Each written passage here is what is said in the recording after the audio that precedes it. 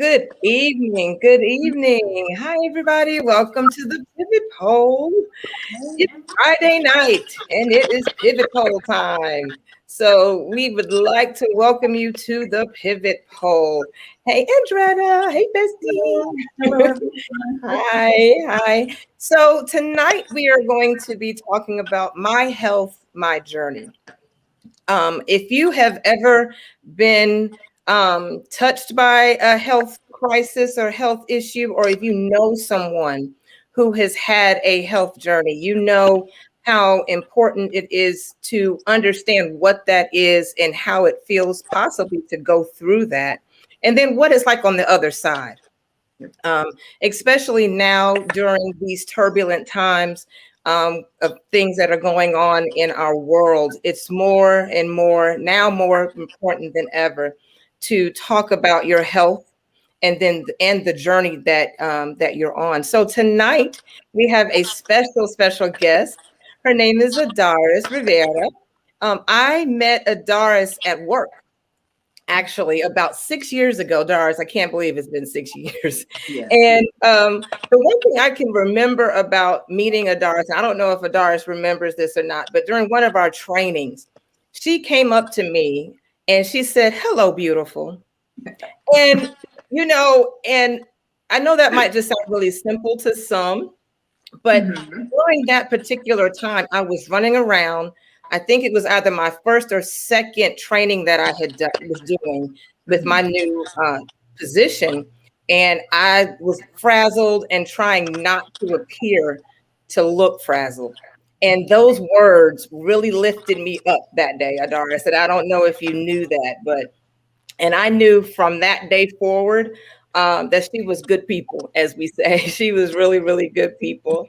So I would like for Adaris to just tell us a little bit about herself, and then we will get into the meat of today's session. So go ahead, Adaris.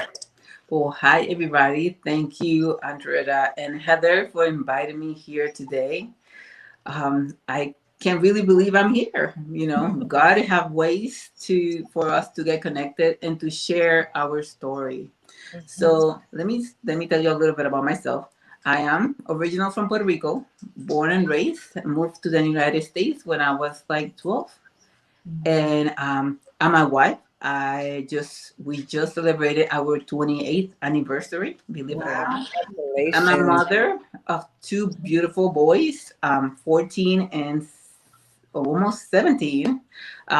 So I always say I'm a lacrosse mom and a marching band mom because I always have those two hats put together. Mhm. And I talk with my hands, so you're gonna be, I'm very expressive. I am a sister,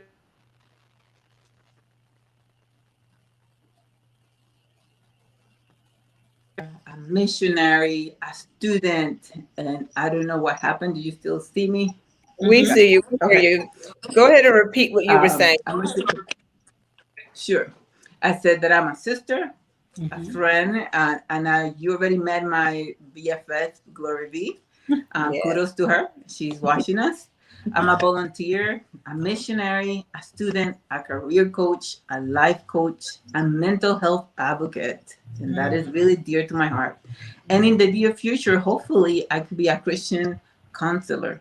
But most importantly, I am a living, breathing example of what God grace can accomplish in a heart that has been incredibly wounded and devastated by the consequences of health, depression, and PTSD.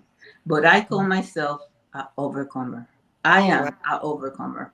I don't know Wow. if you remember that song from Mandisa that say, I am overcomer. So that song have carried me through a lot of my illnesses. And I have it really dear to my heart. Wow, Adaris, that is awesome. That is awesome. So, when we think about health and we think about journeys surrounding health, a lot of people are quiet about it. Some people don't really know how to express what's going on with them and the journey that they're on. And you have a true testimony So if you could share with us a little bit about your your health journey, and the testimony that you have behind that. Okay, I will do that. That is, I have learned this last few years that what is God want me to be or want me to do. I didn't know that until recently. But I will start with, what have you overcome, Adaris? So I call my family in Puerto Rico, and I know my uncle don't know English, so he's like, "You make sure that you remember to give me a shout out because I help you do this list." So, Leo, if you're listening, shout out to Jose David. All right. I was born, so this has come from the beginning. I was born with a rare disease in my blood. Daddy took a lot of treatments to get better. That's what they tell me. That was at the age when I was born, all the way through 2 years old. At 2 years old, I used to get a lot of convulsions. So my Convulsions. heart would stop and they would run me to the hospital and they would just bring me back up. But Wow. my family, and let me just start. I come from a really Pentecostal family, believer family in God, that God have a purpose. And every time something happened, they always pray for me for my purpose. I'm here because I have a purpose. So at the age of 3 and 4, I remember 4, I was very nosy and I decided to look in the oven where my mom was cooking. And I went to look and I burned 4 degrees burn in my forehead and in my arms. Wow. And I ended up 3 months in the hospital getting all that fixed. So around 7 years old, and this I literally remember, and it's a story of how God grace is. I was the doctor found out that I had a mitral valve malfunction. It didn't grow correctly, like the main valve of my heart did not grow correctly, Mhm. and they wanted to do open heart surgery. My grandfather is a pastor. I remember he took me to the church and he put me in the altar and he said, "We're gonna pray for her because God has purpose on her life and He's gonna heal her." He believed that, and I remember that prayer like it was today. He took me to the surgery that day and he begged the doctor to do the test again. And it was an Indian doctor, and he's like, "I don't believe in that." That age, I could remember him fighting, like arguing with the doctor. And he's like, "I believe in a God. Please do the test again." Wow. They do the test again. And guess what? He come back. He gave his life to Jesus because he said, "I don't know how, but she have Wow. a brand new heart, a Ooh, brand new valve." And he there and then gave his life to Jesus. my Lord. Also, at the age of 7, I was sodomized by a family member. Mm. And that's when my mental health started because I never, if you come from our culture, I will say my culture, Hispanic, and my really Pentecostal background, you don't talk about that things. Like you don't go to get a treatment or no, why are you going to say something? So I never spoke about it. I totally forgot about it. Um, I started feeling my father was not in the picture, so he never wanted me. He abandoned me and my mom when I was baby. But that's when I started feeling that I could remember that I started feeling lonely, unwanted. Those things that make a woman beautiful and wanted and rejoice. I remember at that time between my 7, 8, and then what happened that they started like piling up and piling up. So at the age of 15, believe it or not, my 16, my husband and I got married Yeah. for other reasons, and I felt that that was the day that they completely shut me as a woman because I couldn't talk, I couldn't say no, I wasn't asked. Then also they cut my legs because I didn't finish school. At the end, either Josue 16, Josue is my husband. We both got married at 16. One of us needed to finish high school and the other needed to work. So he finished high school and I was put in the back burner. So that ended up keep piling mental health, Adaris. Within, I would say, 2 months before I got married, I went to the doctor and I said, I don't want to have kids right away because my goal was go to school, study. I was a really good student at the time. And I had the Depo-Provera that is go in your arm so you can not have babies for 3 months. Guess what? I was allergic to it. And within a month, almost 2 months, I gained 100 pounds and Wow. ended up with having hormonal issues. So my voice changed. I have hair. I have to shave every day. My voice is manly. My hair, I grew bigger than expected just because I was allergic to that thing and I didn't know. Who didn't Mm, know? wow. Um, I became sterile. Is that what you call when I couldn't have babies because of it? And we tried after a while, many years, and I couldn't have any babies. And finally, I will say at the age of 24, um, we were able to get pregnant without knowing. We got pregnant, and I found out I was pregnant within a month. 2, 3 weeks later, I had a miscarriage. There were 3 boys and 1 girl. And a lot of this information that I'm giving you, some of my family still don't know. But if you Mm, see, that's also mental health, mental Yeah. health.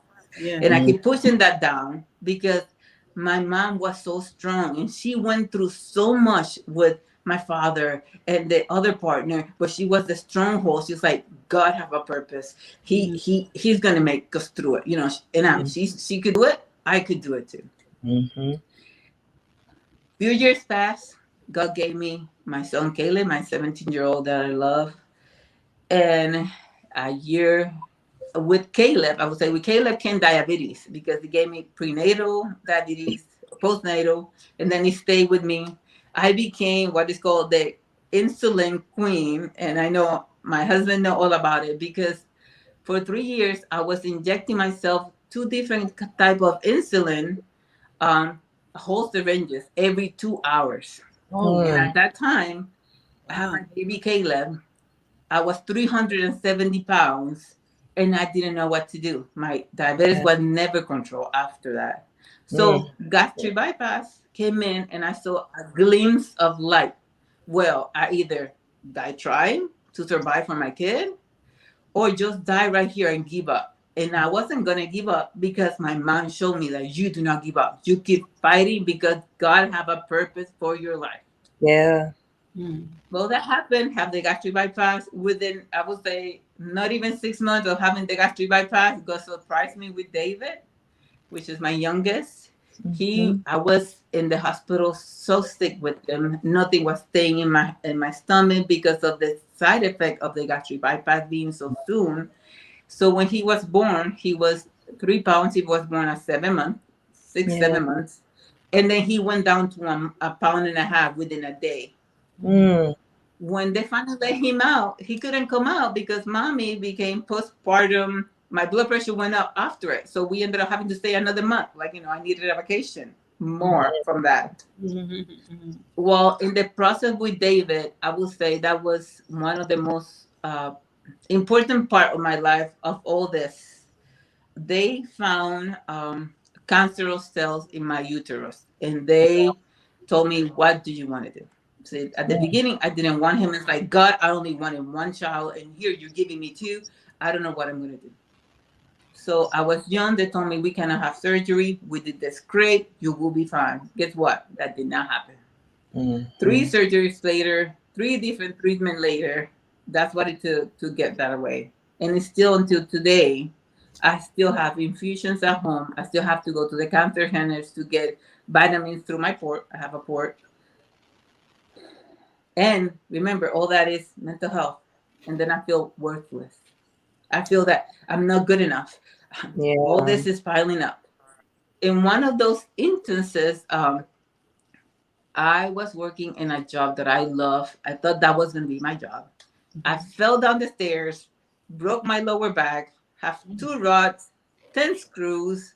My Lord. And God showed me. That's when God said, "You love your identity in me." Because I was in school, I started fighting with God. Say, God, why are you doing this to me? I tithe. I go to church. Mm, My husband was the worship leader. I cook every day. They need me here. I'm going. I'm doing everything that I'm supposed to do as a Christian. And now you give me all this.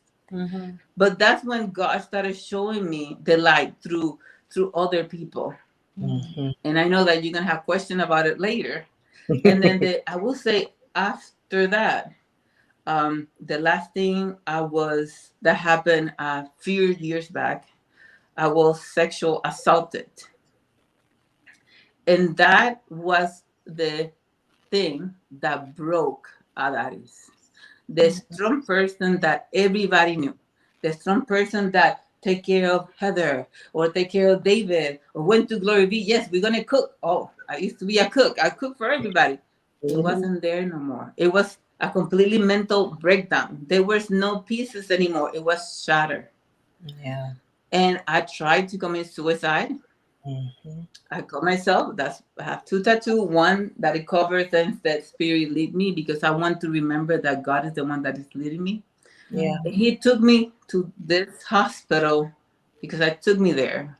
And I remember that before I did it, as a Christian woman, you're never in that state of mind that you're like, it's like I'm gonna go to hell if I do this. But I remember taking my kid. I remember the boy sleeping, going to Caleb, kissing him, crying, and going Mhm. to David, kissing him and crying. I said, I'm sorry. I can't Mhm. do this anymore. I Yeah. can't. It was too much for me. Yeah. And Yeah. that is kind of what got me here today. So right now, I'm a survivor. I'm glad that you guys call it a journey because Mm-hmm. see, a story have a beginning, a middle, and an end. And Mm-hmm. Right. to this day, I believe that my journey is not over. This is Yeah. Mhm. just the beginning of what God wants to do. Yes. Yes. Wow. Wow, Adaris. I knew you I knew bits and pieces of this journey, but that is purely amazing. Some of us have health challenges, either younger or older, but you said that your health challenges started out when you got here. Mm-hmm. Yes. So that is a true testimony to what God's hand and his life and his provision for you has been since day one. Amen. Um, Mhm. and that is a beautiful, beautiful testimony. Um, tell me or tell us, through all of that, how did you keep your faith in God? How did you continue to believe in this God that you said you started to question and get angry at?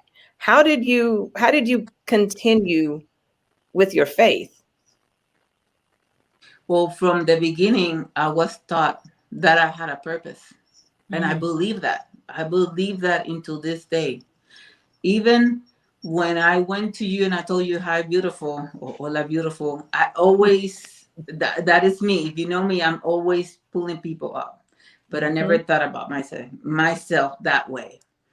And knowing that God have a purpose for me to go through this, I remember that in every instance, in every process that I could remember, I could look back now and say, "Oh wow, I could talk to the people that have cancer. Oh, wow. David had Kawasaki disease. I didn't even know what that was, but now I could talk to women that the kids are going through Kawasaki disease. Mhm. I could talk to women that are going through PTSD. And I kept seeing, okay, God, I could do this. I didn't know He was going to bring me where I am right now. Yes. But knowing that He had a purpose, that was encrusted in me. And I was talking earlier, I was praising God earlier, trying to come to terms of what am I going to talk today, right? What am I going to say? Yeah. And God brought me to Moses because some of us, God have a purpose before we were born. And if Mm. you see in the story of Moses, he had a purpose before he was born, that he was going to free his people. He Mm-hmm. was put in the basket by his mom to be safe, right? And then he didn't know why he got so angry when they were hitting his family. I'm sorry, I'm trying to translate in Spanish in my Yes, Bible no. in my head. But his purpose from the beginning, it was a bigger purpose that he didn't see it until later, Yeah. that God have that purpose from the beginning. He needed to go through all those stages to get prepared to where he wanted him. And Mm. right now, that's how I see it. I went through all my stages. I accepted that I have that problem. I accepted that God gave us a wheel of feelings. And if he gave me those feelings, guess what? I'm going to use everyone. Remember God. And I'm like, you're listening to me right now, right? I'm going to use the feelings. And that's how I feel. Nobody's going to take that away from me. Mm-hmm. And talk to him. It's like, you brought me here. Give me the strength. Talk to me. And I remember that when I couldn't no more, there was a song. It's not over. Take me to the king by Miss Man. I think that's her last Mm-hmm. name. Yep, Pamela And Mann. that was the only thing. Yes, that was the only thing that I could repeat. It was just take me to the altar. Just take me, God. I'm here. I don't know what you want, but I'm here. And slowly, you know, I could see the process. I still don't see until I would say a year, maybe 2 years ago, what you guys see in me or what the people that got used to get me here saw in me. But there was people helping me. I remember when I fell down the stairs, there was no job then because I got fired within a week. There Mm-hmm. was, I was OCD. No, there's no point if you could clean because you can move. But Mm-hmm. God put people that I didn't know. God used Samaritan's Purse. This little box, and I said, "Wow, I could do this." And I met this woman named Pam, and she's a good friend of mine. And she's like, "You're gonna go to a mission trip with me," and I'm like, "I have no money." You're gonna go with mission trip with me, and I'm like, "No, I have no money." So she saw that in me, but I still don't see it. And I went to that mission trip. Within a month, God brought the money, God brought the passport, and I was able to see that box, what that change of that box did to the kid. And Yeah. from there, I was able to love mission work. It's like right now, if I could say my dream job will be out there in the mission field. And Mm-hmm. doing this last process is when I actually started seeing, okay, God, this is what you want me to do. This is Yeah. what you were preparing me to do. To Yeah. speak peace, to speak love, to speak self-care to all these women that need it right now. And I Yeah. needed to go through that process. Wow. That's so good. I just want to jump in here because this thing is good to me. Let me say that. This is so good. You have just spoken so much. It's so rich and so full and so powerful. Your testimony. And when you were talking, it just reminded me of a scripture in Jeremiah 1 and 5 when God said, "Before I formed you in the womb, I knew you. Before you were born, I set you apart. And I appointed you as a prophet to the nations." He told Jeremiah that. And that's what I thought about in hearing your story and hearing all that you went through, that even you were talking about even before, you were born and those things. And that's what God will do. He has a plan and a purpose. And the Bible says that he works all things together for our good, for those who Amen. love him, called according to his purpose. And so I just see how he has taken all that you have gone through and worked that thing. And now just hearing you talk just is so anointed and so powerful. And so just, listening to the story of what you've been through and what you've walked through and how God is now using that for his glory is simply amazing to me. And I'm just blessed. I had to interject and just say that. I'm listening to you, just taking all of this in and just really sensing the depth and the power that's in your story. And so I feel you. I feel you very deeply. And Gloria V says, yes, he does. He takes it and puts it together for our good. So yeah, Yeah, absolutely. I cannot say, and I will not sugarcoat anything. Every process was difficult, Yeah. really difficult. Every process changed. I remember this last process. It was like depression is awful, you know. Right. And for me, it's every process ended up in depression. Every Mm. process ended up on me feel unworthy, Yes. failure. You know, I'm like, even sometimes that myself, I'm like, okay, here I have my GED, a certificate. What are you gonna do with me, God? It's like I felt not enough for God to Mhm. use me, Yeah. and it was difficult to get up. It was difficult to do everything, Mhm. and who take care of the house? Yeah. Yeah. So I'm not saying the process is not. It wasn't easy. It wasn't easy. Yeah. I cried a lot, especially with the PTSD that I still continue having. You know, Mhm. I had a lot of accidents in the car. Mhm. I couldn't drive. And if Heather know me, you know, I used to be a string keeper, and I'm Yep. very friendly going anywhere. Mhm. Completely, I couldn't drive, not even to the corner.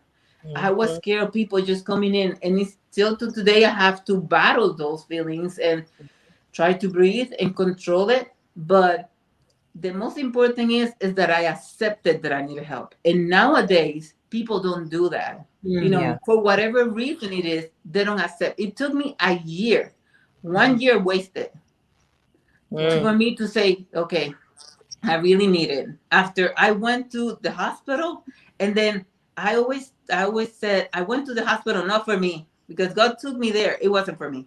God Mhm. took me there to see who was there, the people Mm. that needed the help, the girls that was there for mental health or because and they were throwing up their food. I don't remember the rest that in English. I'm sorry. Yeah. Um, Anorexic. there were so many, yeah, anorexia, and I Mm. was seeing all that stuff, and I'm like, wow, God, here you bring me this, and I came out of there, and I said, I need help.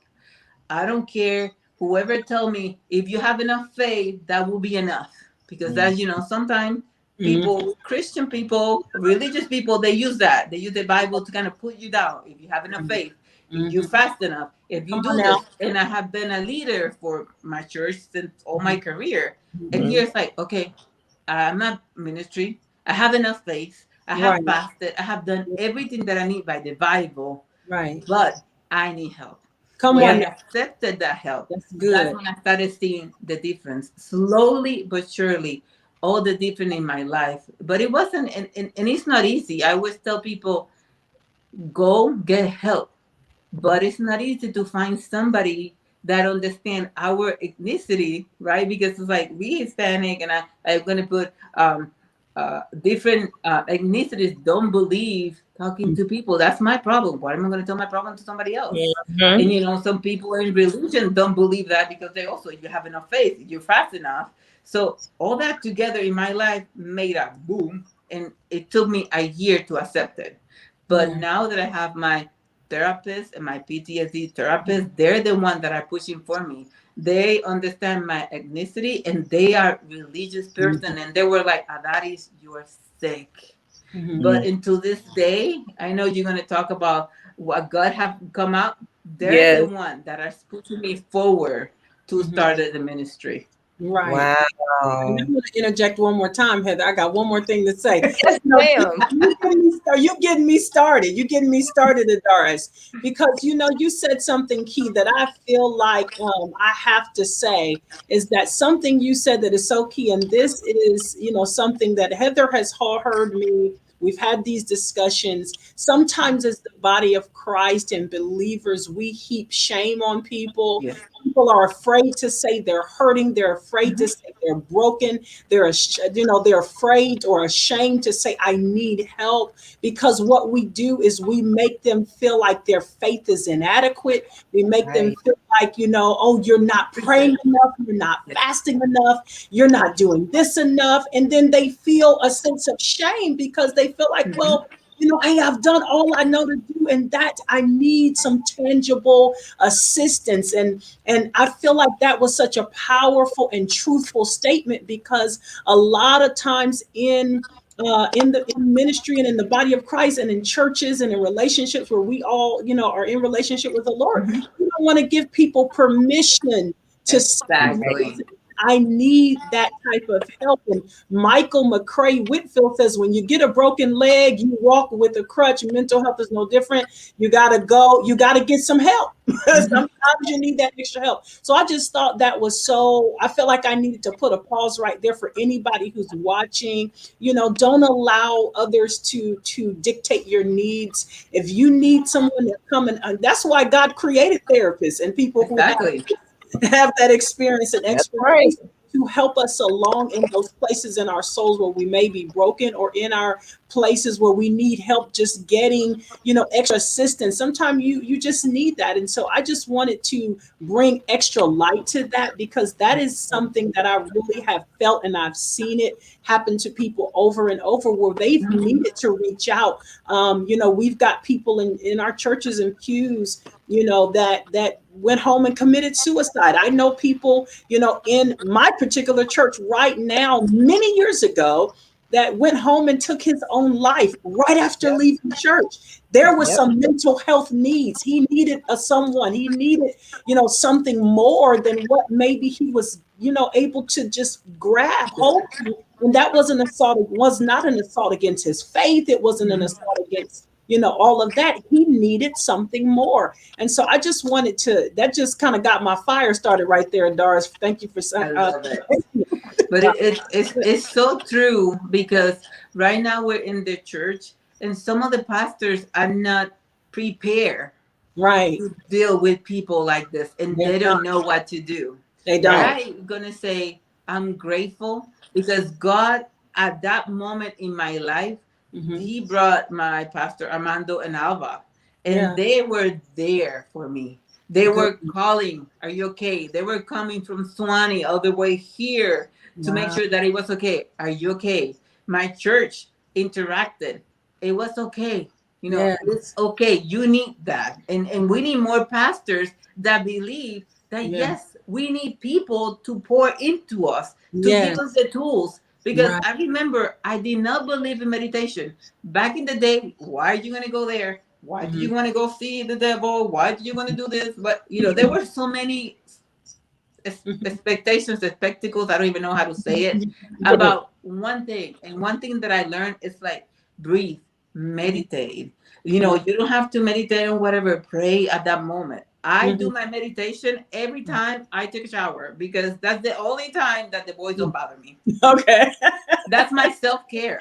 I learned that self-care is important. I was Yeah. giving to everyone, Yeah. everything Yeah. I placed on myself, and at the end of the day, I didn't have nothing for myself. So I Mhm. learned that you cannot give from an empty cup. What Oh, are That's you yeah. right. expecting of Come giving from an on. empty cup?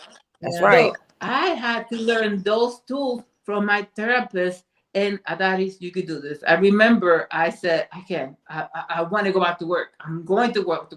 This is not going to be. And she told me, you got this. I'm with you. You're going to. And I did. Yeah. Self-care is so important, Mhm. especially for us women, that Yeah. we Mm. have job, we have kids, Mhm. we have food, we have, well, I don't have laundry, my husband does the laundry. We have laundry, we have, so many things that we want to do, that if we don't do it, who's gonna do it for us? If I don't see myself in the mirror and say, "Hey, how are you doing?" Mhm. I remember people call me. He's like, "How you doing?" I'm looking good, like always, because I need to tell myself, and I need to believe it. That's I right. could say it from here down. That's how I used to say, "Oh, nice, good," but in my heart, I felt awful. I felt Yes. Yes. unworthy, and it Mm. wasn't until they started coming in, giving me the tools that I needed, helping me out, and believing in me. I'm not gonna say into today. I remember I still have PTSD. There's still days that I can't control myself, but then I know now, what do I need to do? Yeah. Right. I know now that, take a minute, breathe. We have a Mhm. box, and we're going to talk about it in a minute, Yeah. and get in there and breathe, and that will control everything. Right. But Yeah. we don't Wow. have the churches that have that anymore. We need Yeah. more churches to invest time in mental health for the Mm. members. That's right. Wow, Adaris. Well, Adaris, I know that, this journey, like you said, you're still on this journey, but something happened to you recently that has turned your life completely. around Yeah. it. So Yes.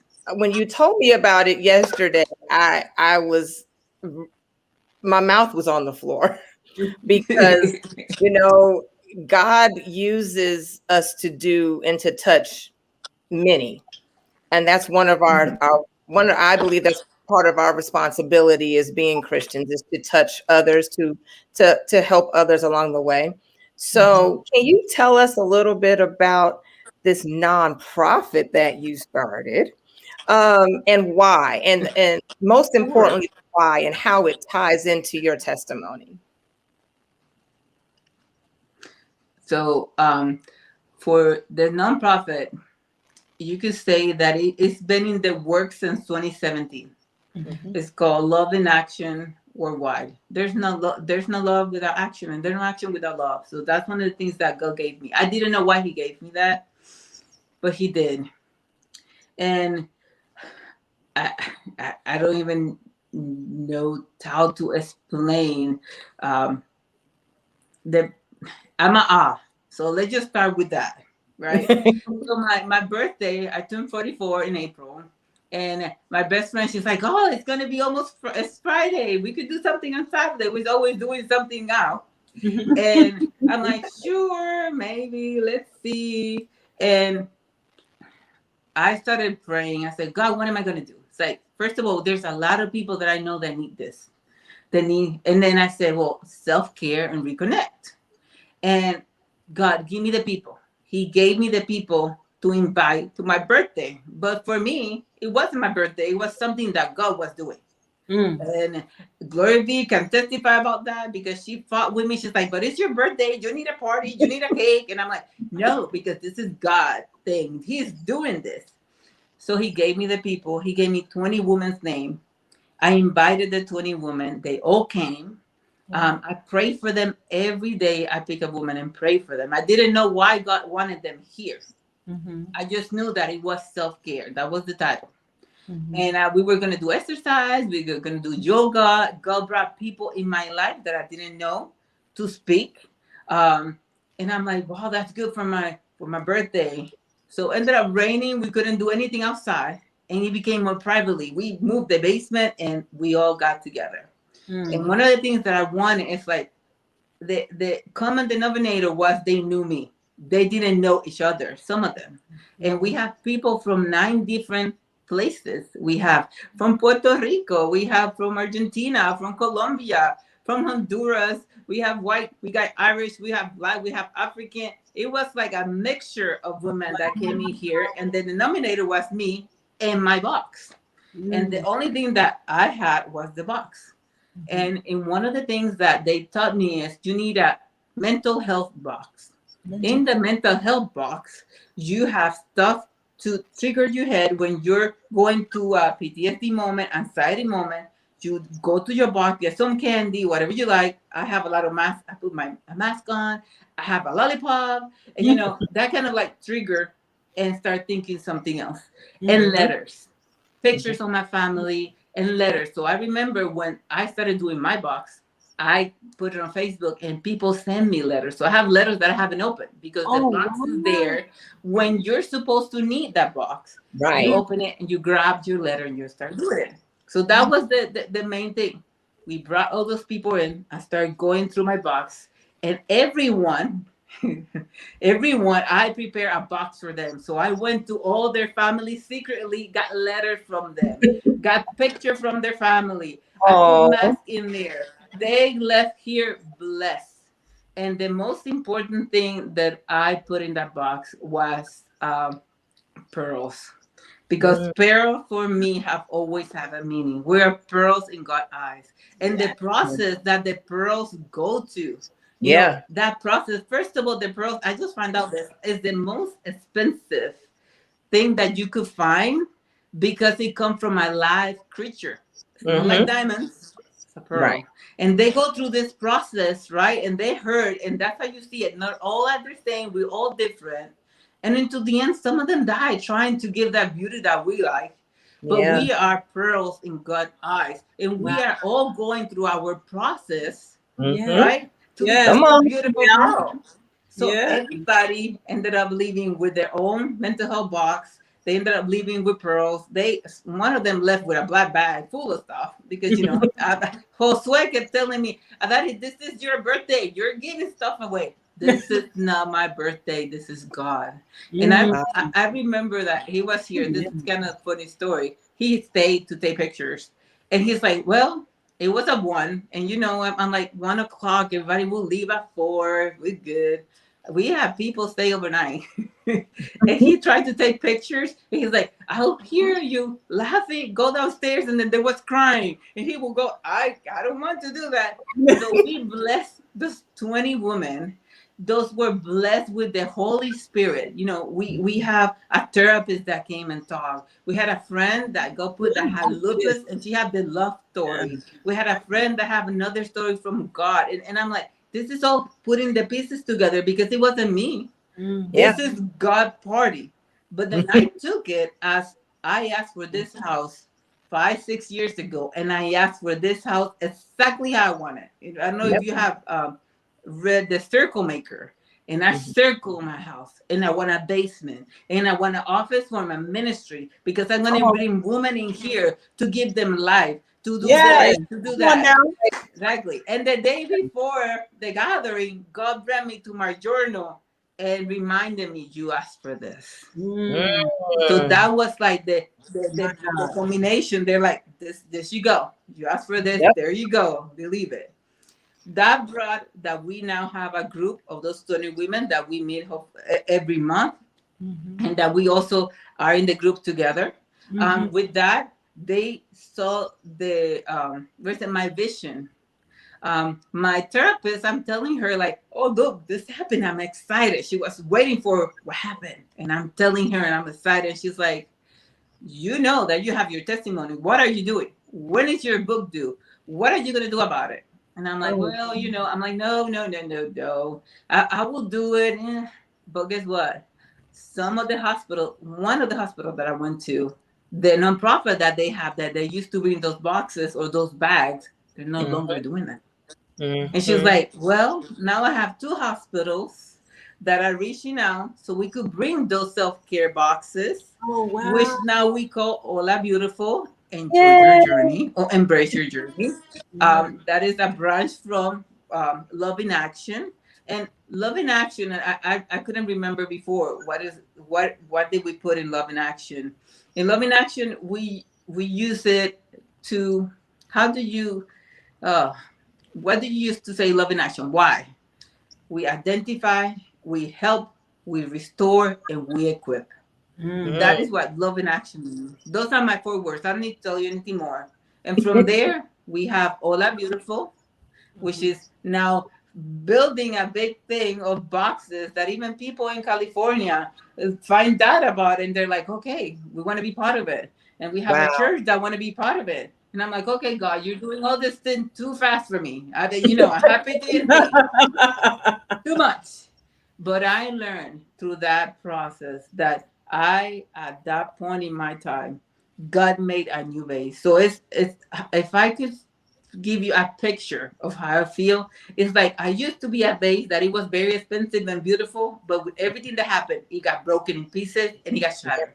Yeah. Now I have taken a glass vase and putting all these blue, white, purple pieces inside of it to make a beautiful art for Yeah. his glory and Yeah. take it with him. So that Wow. is what happening. So just pray for me, pray for the Yeah. organization, pray for the people that God gonna put to help us out.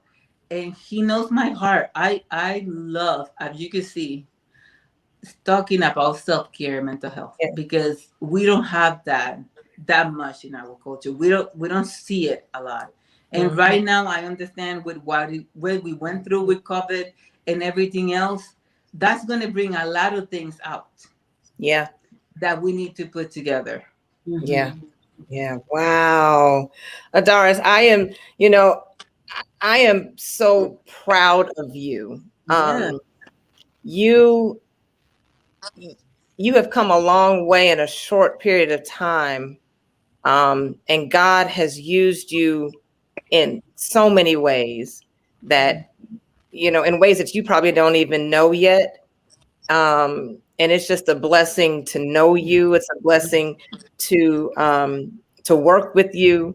I remember some of those times I would say, "Hey, how you doing?" And she would say, "Hey, I'm fine." I'm like, "Oh no, how are you doing?" Mhm. And she would call me and say, "Hey, Heather, how you doing?" I'm like, "I'm good." So, no, Heather, how are you doing?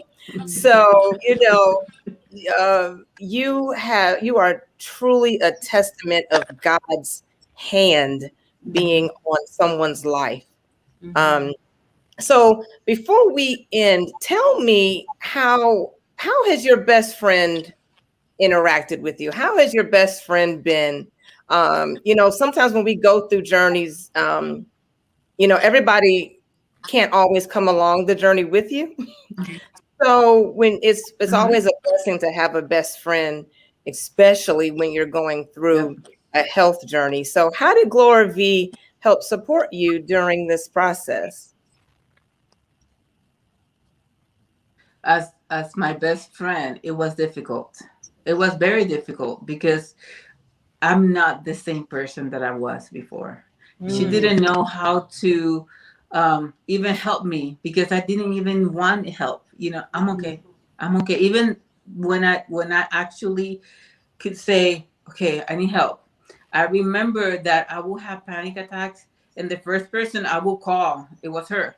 And if she Mm. couldn't pick up the phone, I'm like, I need to call somebody else. Mhm. I need somebody prayer. But the Mhm. first person there, I remember that she will take days and said, we're gonna go out today. And I'm like, Mhm. can because my anxiety took my stomach and I will have accidents. It was crazy. I'm gonna pick you up. We're gonna go eat. Even if we go eat, like I remember, she will take me 2 blocks from my house, but we're Mhm. gonna go out. Oh. And that helped me come out slowly but surely. Because when I tell you, I did not go anywhere. I Yeah. Mhm. did not go anywhere because of my PTSD and my anxiety. So Mhm. having her there and having that voice, and I know that she didn't know what to say or what to do because she didn't know what. Mhm. Mhm. But I'm here. Call me if you're having a attack. Don't do nothing crazy. Don't Mhm. do nothing crazy. Yeah. And she was there for that. Yeah, she Oh, was wow. there for that. She's been there through it. Mhm. Wow. Shout out to Gloria V. I see you, Gloria V, on here. Shout out to you, Bestie. I understand what that's like. Heather was there for me during some of my health journeys, and I'm going to share my story at some point in this journey that we're on the pivot pole. And Gloria V said she learned a lot. She learned a lot. And I'm telling you, it's the people who love you, it's the people who support you, who it's the people who remind you that everything is going to be okay. It's the even when you don't think so, even when you don't feel like it, even when you're in that place of feeling like, oh my gosh, when is this going to end, whatever that might be.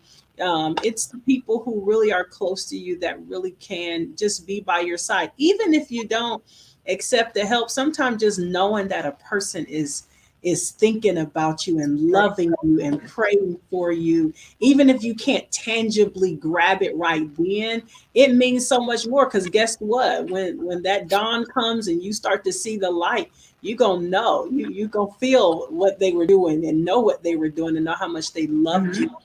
And that love and action you talked about, that's what it is. And so shout out to Bestie Gloria V for that, because I feel that. Yes, yes. So, Adaris, if there is one thing that you can say to our audience about overcoming trials and tribulations and health challenges, what would you say to that person out there who is currently going through something or just recently got through something? What would you say to them to help them keep going? Mhm. First of all, be open, open for help. Be open to accept the help because I believe in my heart. If I don't accept it, I'm taking your blessing away. So Mhm. be open to when even if you can say nothing. I remember at the beginning I just said, just pray for me. So be Mhm. open for them to bless you because that's their blessing also. Be Mhm. open and mindful that this is only 1 minute, one instance. And I remember that my doctor told me that person took that minute, those 3 or 4 minutes that happened, and I allow it, Mhm. my mind, to go back for 2 years. two Mhm. years wasted. Mhm. So be open and be looking for help, Mhm. whatever you can. If it's not your pastor, look for a therapist. If Mhm. it's not, right now, we have the option that you could go in and text to someone. You Mhm. know that they're not going to judge you. They don't know anything about you. And you can just come up and cry and tell everything that you need to say to that person. And Mhm. they're just going to give you the listen eye. And Mhm. also know that there is a purpose. If you're a believer, you know that there's not even a leaf from the tree that do not fall without God allowing it to fall, and there's Mhm. a reason for it. So there's not even that was gonna do what is gonna do that. If something fall, it's gonna create another tree because that's the seed that is gonna come another tree to Mhm. put in there. So that's what I would say. Remember that God love you so much, and He never gonna leave you. You can be upset, be all upset, be Mhm. all in His business. What did you do? He gave you all those feelings. Use them. Take it out. Everything that you have right here, take it and give it to Him. If you have to scream it to the crowd, to the heaven, do it because that's gonna help you relieve all that and look for some help with somebody. I cannot say enough. Go look for help. And Mhm. if Yeah. you can find nothing, love in action, look for me. I'm here.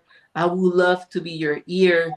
Look for your best friend. Look for your pastor. And everything fails, go to God. You know, God is there. He hasn't left you. He's right there. He's just Yeah. waiting for you to kind of go, okay, God, I get it. That happened to me. It's like, okay, I get it. I get it. Okay, I'm going to do this better because I get it now. He Yeah. never left us. He always Yeah. there for us. Wow. Wow. Okay. And Glory, thank you for sharing this, the Georgia Crisis and Access line. That is a very, very important line. That line, I've had to use that line with some of our participants with the work that we do, because at some point you have to know where your expertise ends Mhm. and where professional Yes. assistance is needed. So thank you so much, Laura V, for sharing that. And Andretta, any last thoughts? Yeah, I wanted to. Glory V has been a jewel out there in the comments. I wanted to share a couple things that may have been missed by any. If any of you are listening, they are making self-care boxes for women that are admitted into health family facilities. So please, we're going to gather all the information from Adaris to put up. Feel free to Thank you. connect with her if you want to make boxes or donate items for those boxes. Please, you can contact us. We're going to put it up on our page. We're going to advertise that. We're going to share that to invite everyone to certainly come alongside. We're going to make some donations for those Yes. boxes as well. And we invite you to do the same. This is the work of the Lord that we're called to do. And even as her name says, this is the love in action. And there is no greater thing that we can do than to show the love of Christ to those who need it. Exactly. And so that's our mandate as believers, is to show his love to those who are around us, and to be a blessing and to bring his name glory in the process. So Amen. we're going to make sure, check back. We're going to put it up on our page again for you to connect with Adaris and her nonprofit. With Adaris and now her nonprofit, so that you guys can be a blessing. And it's good to give. It's good to give and to be a giver and a sower into the lives of those. And this is a perfect opportunity for you to do so. It may just cost you a little lunch or something. Some you just get the Yep. Chick-fil-A, go and buy some toiletries or some things. And it's that's not a big deal. And if God lays it on your heart to give them a donation, whatever type that might be, follow the leading of the Holy Ghost and be a blessing. So we'll make sure to invite you guys to do that. So that's all I wanted to make sure that they were aware of. Awesome. Awesome. Well, thank you, Adaris, again for coming on and sharing your wonderful testimony. I don't know. I don't know. When we started talking about this topic, you were one of the first people that came to my mind. Absolutely. And I said, I think Adaris would be really, really good to talk about her journey. And God showed up and showed out through Amen. you, Yes, he did. through you. So thank you, Thank you. thank you Thank you. so much for being open and being honest and being willing to share the things that you have been through. So again, thank you guys for another night on the pivot pole. It just Yeah. gets better and better each week. so so thank you for joining, and we make sure you check back on the pivot pole. We will put all that information up that Andretta talked about, and we will see you guys next week. God Bye. bless. God Bye. bless.